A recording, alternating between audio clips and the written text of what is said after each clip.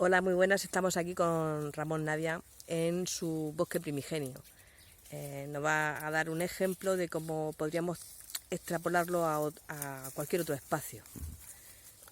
Hola, ¿qué tal? Hola, ¿qué tal? Hola, Mar. Pues aquí tenemos, esto es la recreación. Esto es una zona extrema, me refiero porque hay muy poco suelo.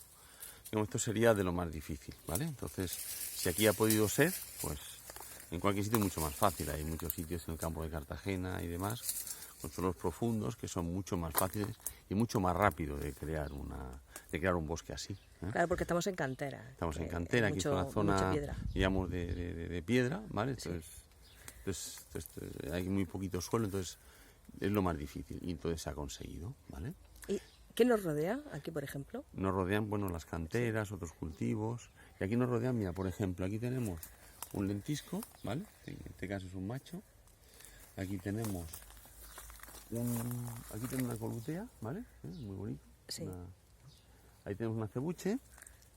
Aquí tenemos un enebro. Ahí tenemos otro lentisco, que es una hembra.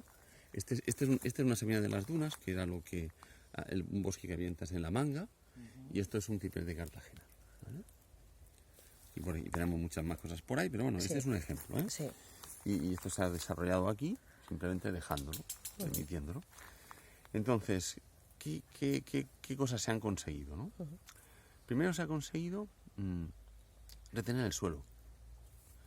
Es decir, aquí cuando llueve, el agua se infiltra hacia adentro e incluso se han generado alguna fuente. Cuando llueve bastante, aparece alguna fuente de agua, porque el agua, una vez entra en el subsuelo, va muy despacio. Entonces, en vez de crear una inundación, que es lo que suele pasar cuando llueve mucho, que el agua toda, tal y como cae, o casi toda, va para las ramblas y bien a Cartagena o bien a la rambla que corresponda, pues esta entra dentro del suelo y va despacito y generando pozos, creando un agua subterránea, incluso cuando hay mucha generando fuentes, ¿eh? Esa es una de las, digamos, de los beneficios, ¿no?, que tiene todo esto. Segundo beneficio, tendríamos el tema cuando se planta biodiversidad vegetal, lo que conseguimos es biodiversidad animal y ausencia de plagas. Vamos a ser más concretos porque es muy importante conocer concretamente por qué es cada cosa. Hay fundamentalmente tres grupos de reguladores de las plagas. Uno son las aves insectívoras, que las aves insectívoras, además de comer insectos, comen bayas, ¿eh? Y para que una ave insectívora esté y coma bayas, tiene que haber bayas siempre, no puede haber bayas de un arbusto, una cosecha o dos, tiene que haber todo el año. Cuando hay biodiversidad, hay bayas todo el año, ¿vale? Aquí casi todo lo que hemos visto tiene bayas, ¿eh? Y en épocas diferentes.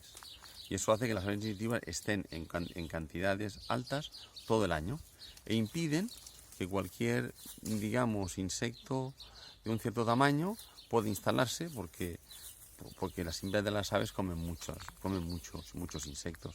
Y habiendo una cantidad respetable es imposible que haya una plaga. Que la plaga al final es un exceso de algo, ¿vale? Luego estarían los insectos auxiliares y los ácaros auxiliares. Y al igual que pasa con las aves, ellos cuando les falta comida, la gran mayoría de especies, pueden comer polen y néctar. Entonces se alimentan de polen y néctar e impiden que haya, es decir, tienen una población alta, entonces impide que cualquier otra plaga pueda establecerse, porque están ellos.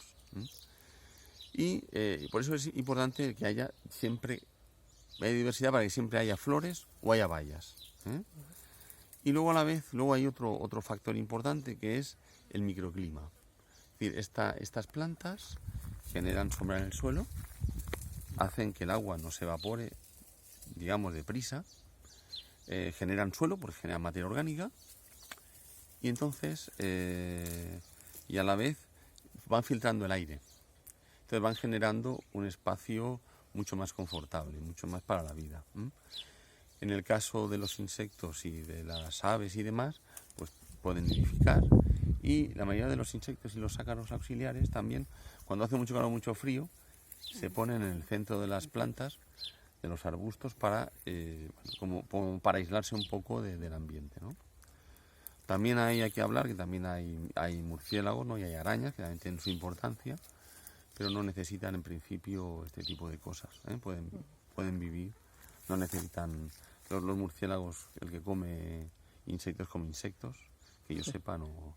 Y las arañas son todas carnívoras, me refiero, comen otros insectos, o incluso algunas otras arañas, ¿eh? Otro beneficio que hay es el paisajístico, ¿vale? Y realmente nosotros tenemos un paisaje así, es un paisaje que tiene sus colores, sus formas, un paisaje atractivo,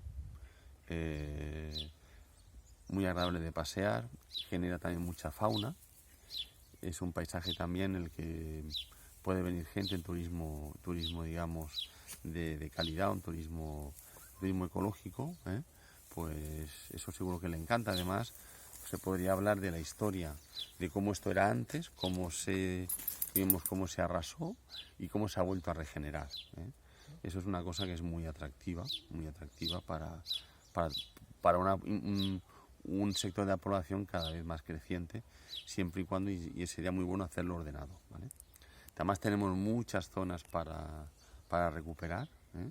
Que podríamos generar un paisaje realmente único, ¿eh?